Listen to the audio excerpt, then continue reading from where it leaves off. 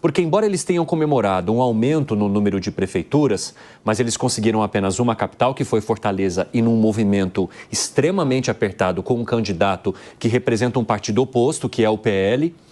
E as outras cidades obtidas são cidades que, digamos assim, politicamente não têm a mesma relevância que alguns redutos que eles gostariam de ocupar, como a capital de São Paulo, em que o PT ofereceu esse apoio tão grande a Guilherme Boulos do PSOL.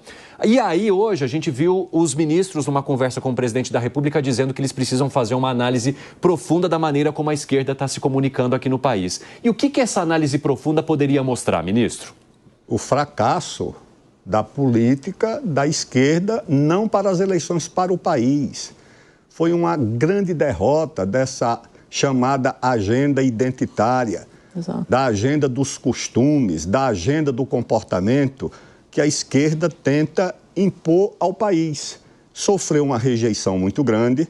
O PSOL não elegeu um prefeito em todo o Brasil. Um único prefeito disputou São Paulo, mas não elegeu nenhum prefeito. O PCdoB elegeu 19, por exemplo, que é um partido muito mais frágil do que e em Belém o PSOL. Não conseguiu a reeleição, né? Porque o PSOL tentou a reeleição em Belém. Não só não conseguiu a reeleição, como sofreu uma rejeição muito grande. Saiu mal avaliado. Então, a agenda identitária, a agenda cosmopolita, a agenda globalizante que a esquerda abraçou, abandonando a questão nacional, abandonando a agenda dos mais pobres, abandonando a agenda da igualdade pela agenda da diferença, sofreu uma grave derrota. Agora, é uma derrota do PT, porque partidos que integram a base do governo, o PSD, o PP, União Brasil e outro, o PMDB, que teve uma grande vitória aqui na capital, esses partidos conseguiram espaço muito grande. Por quê?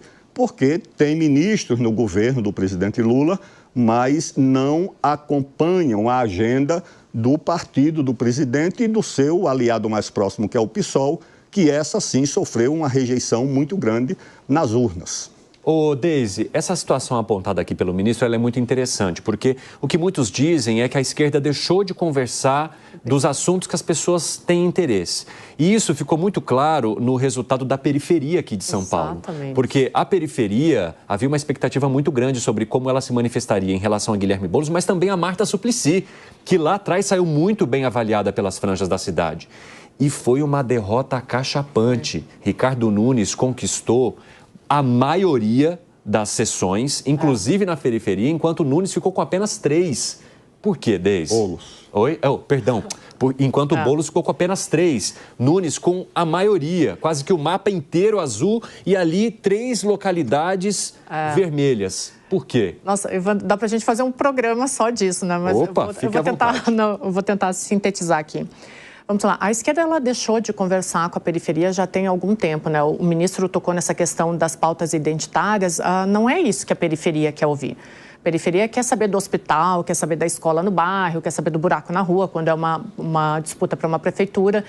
E o que a gente viu nessa eleição, só para lembrar aqui, quando o presidente Lula quando a gente teve Lula 1 e Lula 2, o PT tinha entre 500 e 600 prefeituras, agora teve 240, aí saiu de 180 para 240, né? É um número muito pequeno, foi o partido que menos fez prefeitos, porque deixou de conversar com essa periferia. O que a gente viu aqui em São Paulo foi que o Ricardo Nunes fez o que a esquerda costumava fazer, que era conversar com esse centro. O que ele fez? Ele levou para a periferia o que a gente chama de sharing economy. Ele levou essa economia do Uber, ele começou a dar a possibilidade da periferia empreender, que entra o discurso do Pablo Marçal aí. O que o Boulos não conseguiu conversar com essa periferia, e quando ele foi para o segundo turno, ele tentou incorporar esses movimentos para ele, falando em empreendedorismo, só que isso não funciona mais.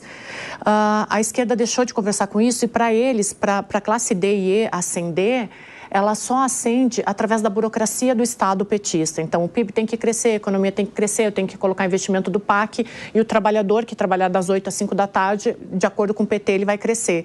Esse trabalhador da classe D e E, ele não acredita mais que trabalhando das 8 às 5 da tarde ele vai crescer. Ele quer a possibilidade de ascender para a classe A e B, mas através de empreendedorismo, porque a sociedade mudou. Não é mais uma sociedade do MST ou do sindicalismo, é uma sociedade que se modernizou e o PT ainda está nos anos 90.